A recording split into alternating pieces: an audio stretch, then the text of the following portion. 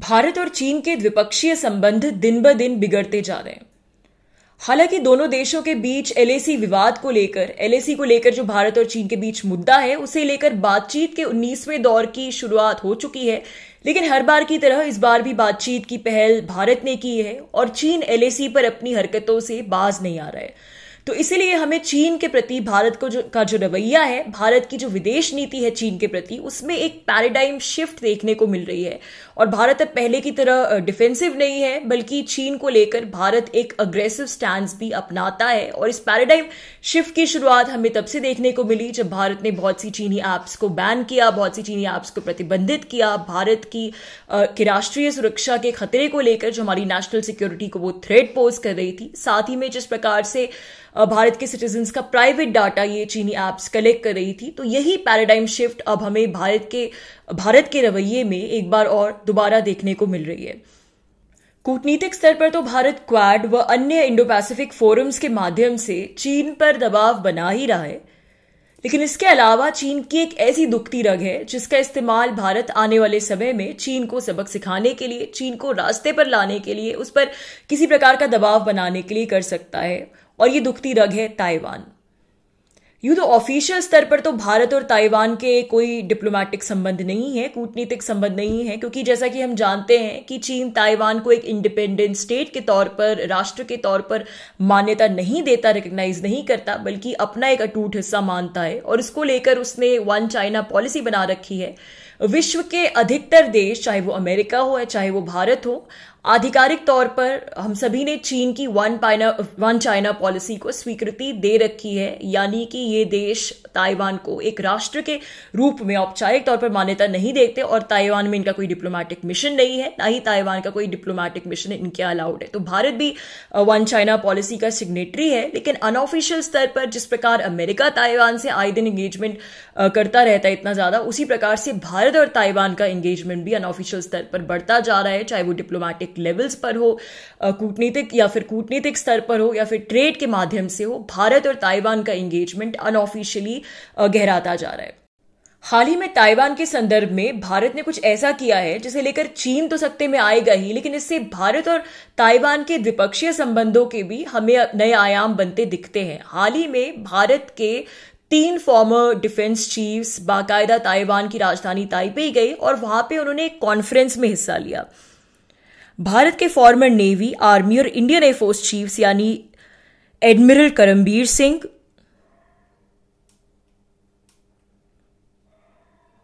General MM Naravane,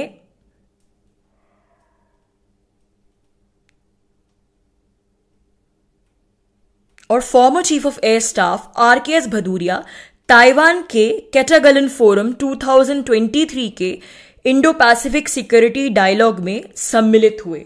यानी इन तीनों farmer defence chiefs ने ताइवान के इस डायलॉग को अटेंड किया। अब यूं तो कहने के लिए ये एक अनौपचारिक विजिट थी, क्योंकि ये फॉर्मर डिफेंस चीफ्स है, करंट डिफेंस चीफ्स नहीं है। और कहने को तो भारत ये कह सकता है और कि इन तीनों ने अपनी प्राइवेट कैपेसिटी में ये इवेंट अटेंड किया। ताइवान ने इनको निमंत्रण भेजा और इन्होंने निमंत्रण स्वीकार कर लिया। इसलिए बहुत सा मीडिया भी कह रहा है कि इसमें हमें बहुत ज्यादा रीड करने की जरूरत नहीं है, आवश्यकता नहीं है। लेकिन फिर भी इस विजिट के सिग्निफिकेंस को हम नहीं नकार सकते, क्योंकि भारत के 3 फॉर्मर डिफेंस चीफ्स का एक साथ एक जगह इस प्रकार ताइवान में सम्मिलित होना, मौजूद होना, जहां पर ताइवान की तमाम मिलिट्री इंटेलिजेंस मौजूद है और जहां पर ताइवान की सारी पॉलिटिकल लीडरशिप मौजूद है, सहयोग मात्र नहीं हो सकता। कहीं ना कहीं तो इसमें भारत सरकार का एक स्ट्रेटेजिक गेम प्लान हमें जरूर लगता है, अवश्य लगता है।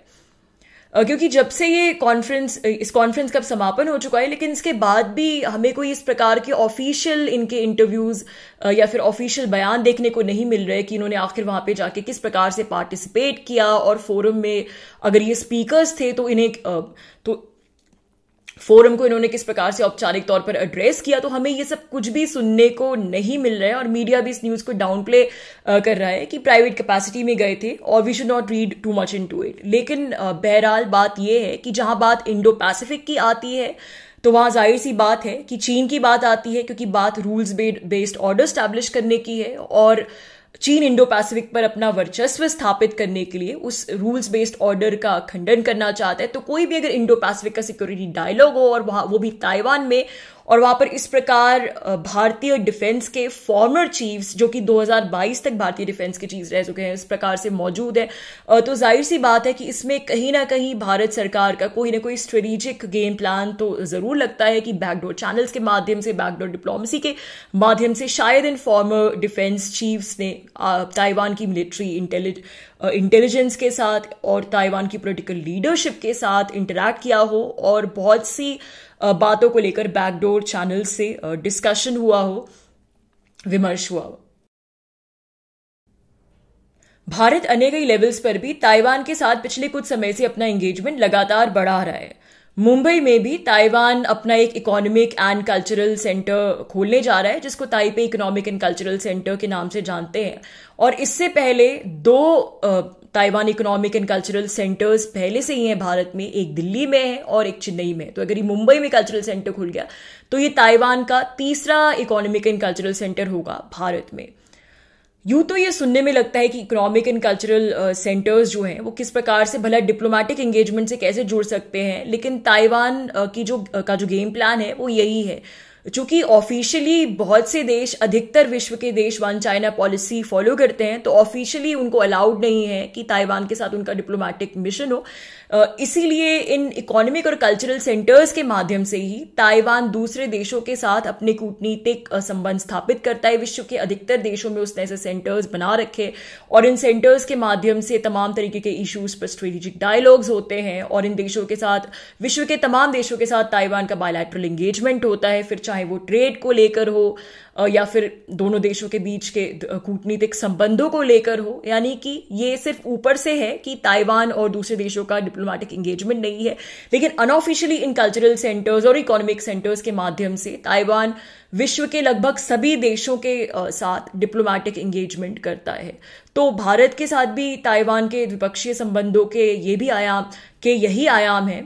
और पिछले कुछ समय से भारत का इंटरेस्ट ताइवान में इसलिए भी बढ़ा है क्योंकि ताइवान सेमीकंडक्टर मैन्युफैक्चरिंग के क्षेत्र में वर्ल्ड लीडर है, और क्योंकि भारत भी सेमीकंडक्टर मैन्युफैक्चरिंग के क्षेत्र में आत्मनिर्भर बनना चाहता है, अपनी कैपेबिलिटीज बनाना चाहता है, इसलिए ताइवान के साथ वो इस क्षेत्र में लगातार सक्रिय है और ताइवान के साथ और भी एंगेजमेंट बढ़ाना चाहता है। दोस्तों, जहां तक सेमीकंडक्टर्स की बात आती है तो ताइवान एक ऐसा छोटा देश है जिसने सेमीकंडक्टर के क्षेत्र में अपनी कैपेबिलिटीज इस कदर बढ़ा ली हैं कि पूरे विश्व की सेमीकंडक्टर सप्लाई चेन ताइवान पर आश्रित है।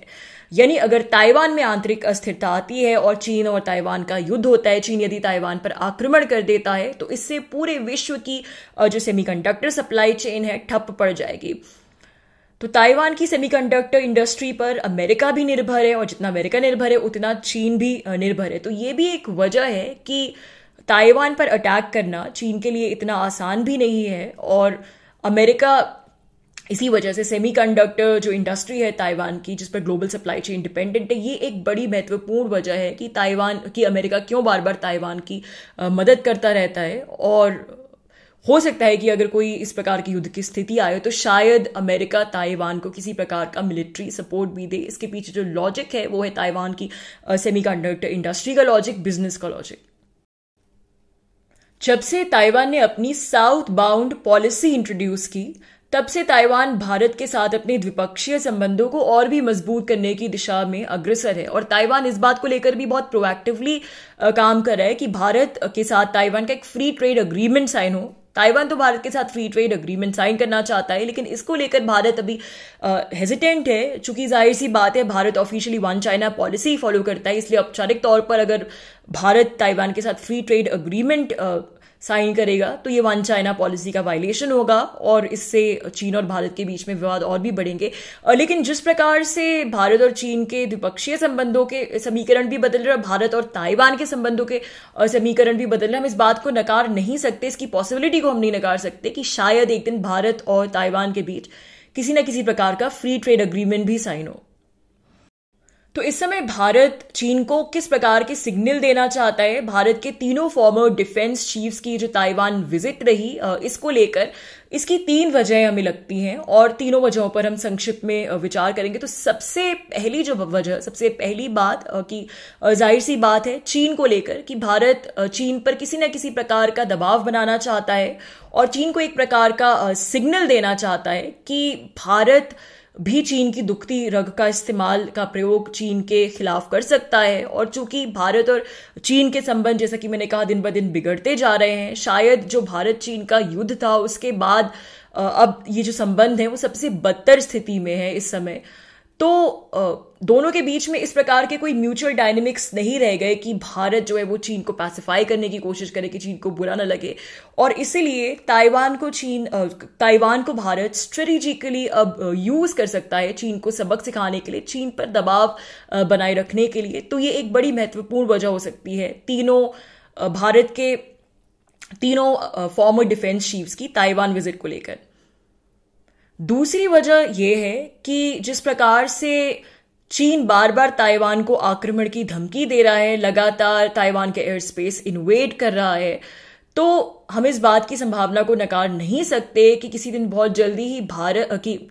जल्दी चीन और ताइवान का युद्ध हो सकता है, यानी चीन ताइवान पर आक्रमण कर सकता है। तो अब ऐसी स्थिति में भारत के लिए बहुत पसोपेश की स्थिति बन जाती है अगर चीन ताइवान पर आक्रमण करता है, क्योंकि भारत की आंतरिक सुरक्षा के लिए खतरा है, उसकी इंटरनल सिक्योरिटी के लिए खतरा है। तो ऐसे में जाहिर सी बात है कि भारत अपना एक स्ट्रेटेजिक पॉलिसी रीओरिएंटेशन करना चाहता है और अपने कैलकुलेशंस करना चाहता है कि किस प्रकार से भारत का रवैया होना चाहिए, भारत का क्या फॉरेन पॉलिसी स्टैंड होना चाहिए, भारत के क्या डिफेंस मैकेनिज्म्स होनी चाहिए अगर ताइवान पर चीन ने आक्रमण किया। तो ये भी एक वजह हो सकती है फॉर्मर डिफेंस चीफ्स के ये जो Indo Pacific security dialogue attend करने की, कि बैकडोर चैनल्स के माध्यम से उन्होंने ताइवान की मिलिट्री इंटेलिजेंसिया के साथ और वहाँ के पॉलिटिकल लीडर्स के साथ इंटरैक्ट किया हो और एक प्रकार का सिनेरियो मैपिंग किया हो और ताइवान की जो डिफेंस कैपेबिलिटीज है उसका आकलन किया हो, उसकी मैपिंग की हो। तो दोनों देशों के बीच बैक चैनल्स के माध्यम से एक सिक्योरिटी डायलॉग की शुरुआत हो सकता है कि हो चुकी है और इस बात को हम नकार नहीं सकते। तीसरी वजह है इंडिया के बिजनेस इंटरेस्ट को लेकर। जैसा कि मैंने पहले भी कहा था कि सेमीकंडक्टर मैन्युफैक्चरिंग के क्षेत्र में भारत अपनी कैपेबिलिटीज बढ़ाना चाहता है और इसके लिए भारत जहां एक तरफ अमेरिका के साथ काम करे तो वहीं दूसरी तरफ भारत ताइवान के साथ भी काम करे। हालांकि भारत को अभी इसको लेकर एक बड़ा झटका लगा है। ताइवानीज एक कंपनी के साथ भारत का जो अग्रीमेंट साइन होने वाला था वो कंपनी उस अग्रीमेंट से बाहर निकल गई है, लेकिन फिर भी भारत और ताइवान के बीच में सेमीकंडक्टर चिप्स की मैन्युफैक्चरिंग को लेकर बहुत से अग्रीमेंट्स की संभावना बनी हुई है और शायद इस बात को नकारा नहीं जा सकता कि बहुत जल्द हमें भारत और ताइवान के बीच सेमीकंडक्टर मैन्युफैक्चरिंग के क्षेत्र में कोई ना कोई इस प्रकार का अग्रीमेंट देखने को मिलेगा। तो ये एक बड़ी वजह है कि आने वाले समय में अपने बिजनेस इंटरेस्ट को ध्यान में रखते हुए भारत ताइवान के साथ अलग अलग स्तरों पर अपना एंगेजमेंट बढ़ाएगा। तो दोस्तों आज के लिए बस इतना ही। अगर आपको कंटेंट पसंद आया हो तो चैनल को सब्सक्राइब करिए और वीडियो को लाइक भी जरूर करिए। धन्यवाद।